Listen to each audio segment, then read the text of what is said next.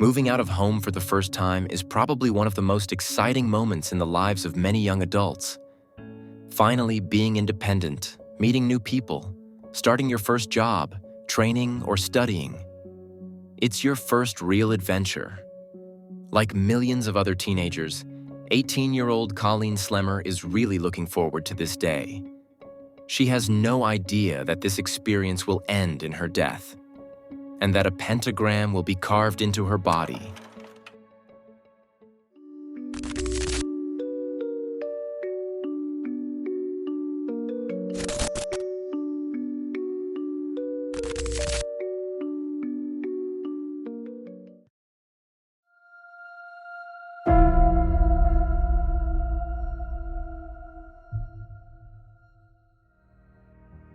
Colleen Slemmer is originally from Florida, but in the fall of 1994, she moved to Knoxville, Tennessee.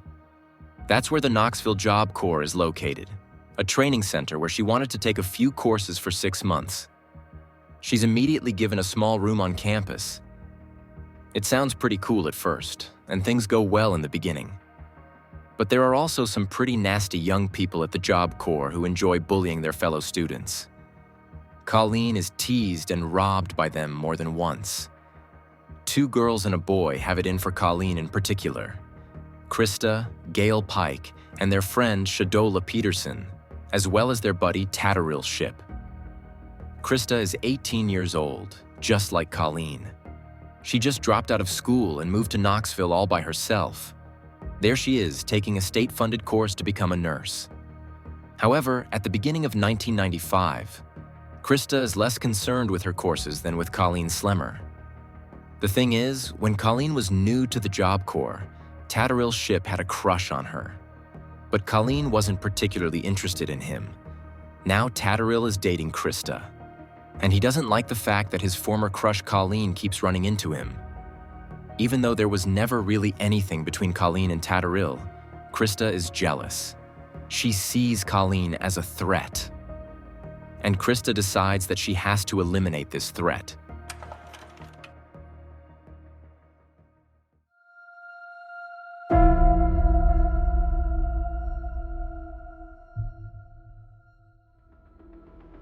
On the evening of January 14th, 1995, Christa invites Colleen to smoke some weed with them.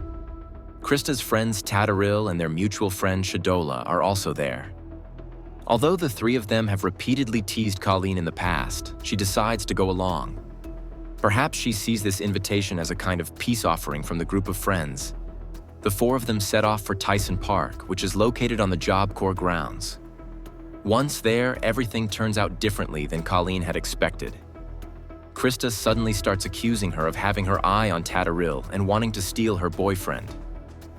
Shadola moves a few meters away to keep watch. Tatteril and Christa start hitting and kicking Colleen. The 2 beat up the defenseless Colleen for at least 30 minutes. They also force Colleen to take off her top and bra. Colleen tries to run away, but she has no chance against the combined strength of Christa and Tatteril. Colleen begs Christa that she won't tell anyone if the 3 of them just let her go. Colleen screams that she will even walk all the way back to Florida from Tennessee and not look back once if Christa and Tatteril will just leave her alone. But the 2 don't even consider it. Instead, Christa pulls out a box cutter, which she uses to inflict more than 300 different injuries on Colleen that evening. When Colleen manages to get up again and tries to run away, Christa throws a rock at the back of her head. It hits her so hard that she falls to the ground. Christa and Tatteril then beat Colleen on the head until she stops moving. They have injured Colleen so badly that her skull bones are visible. Christa breaks off a bone fragment and pockets it as a souvenir. Afterwards, Christa, Tatteril, and Shadola leave Colleen's body in the woods.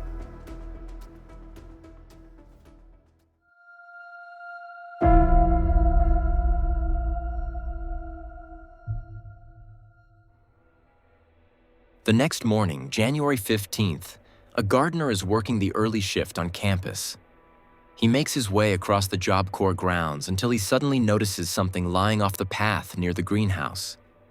It looks like a badly mutilated animal carcass.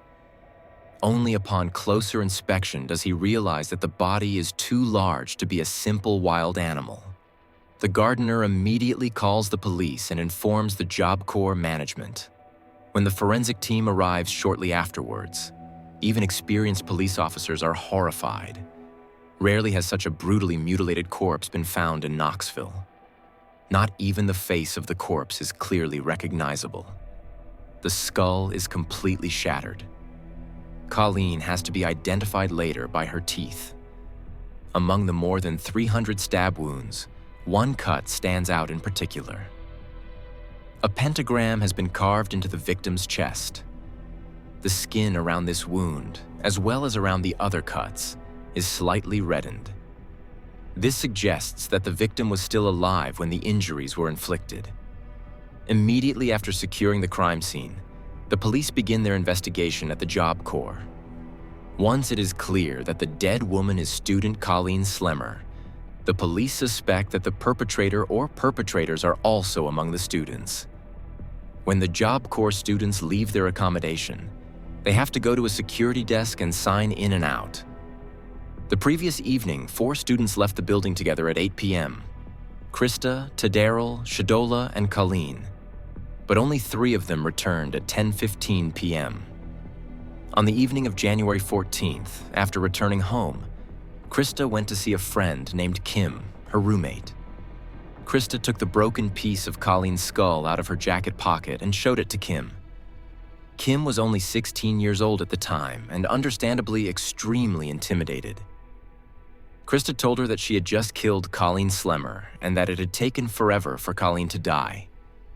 She said she had slashed Colleen's throat 6 times, smashed her head on the asphalt floor, and that Colleen had begged her to stop over and over again.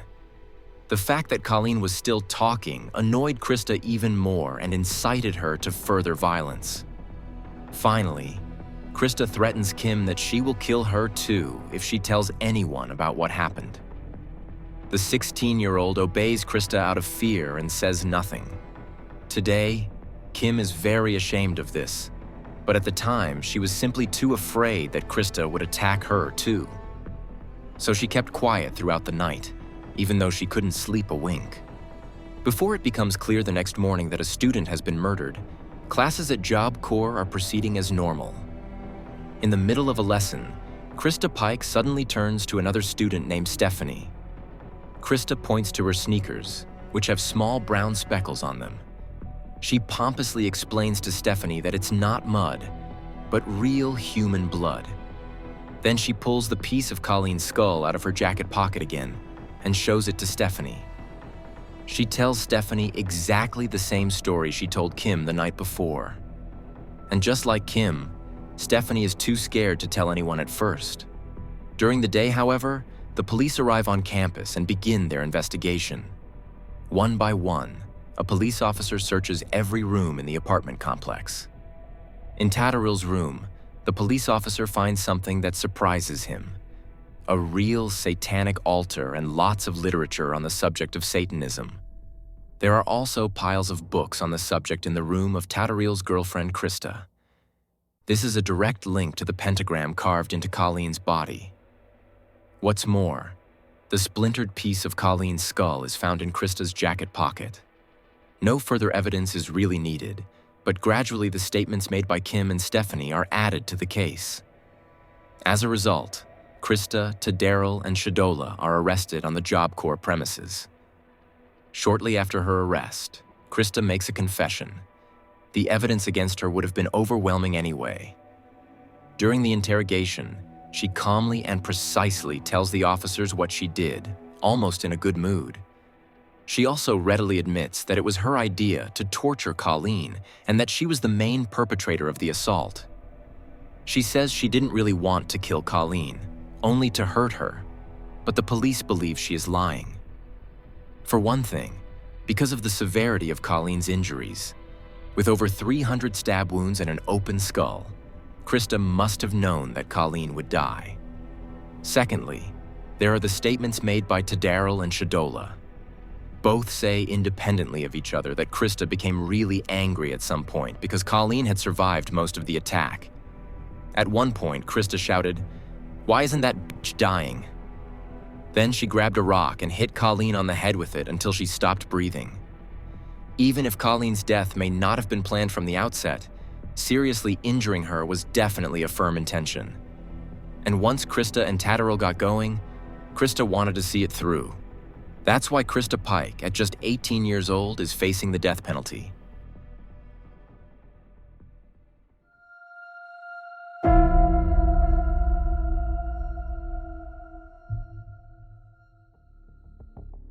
While Christa Pike sits on death row, the police are trying to figure out how she could have become a murderer. When you talk to her, there is nothing to suggest her cruel nature. She is polite and humorous, a pleasant conversationalist, and a young woman of petite stature who does not look like she could seriously hurt anyone. But appearances can be deceiving. In a documentary, an expert even compares Christa Pike to the fictional character Hannibal Lecter. Both are likable, thoughtful people who manage to wrap those around them around their little finger with their charm. And no one would ever suspect that they could commit such cruel crimes. Christa's early childhood probably played a major role in her descent into murder. There was always alcohol in the Pike household, but basic foodstuffs were in short supply. Her mother had a string of partners. At least one of them abused Christa over a long period of time. Her mother did nothing about it. Instead, she shared her marijuana with her daughter when Christa was still a minor. The hygienic conditions in the Pike household were also very precarious, with animal feces lying around everywhere. Moving to Knoxville could have been a new start for Christa, and perhaps it should have been. She wanted to become a nurse, a profession in which she could help people and keep them alive. Instead, at the age of only 18, she took a life in a particularly cruel manner and out of pure jealousy. Christa is 20 when she sits in the dock for precisely this reason. She is charged with murder and conspiracy to commit murder. The trial against Christa Pike lasts only a few hours. On March 22, 1996, she is found guilty.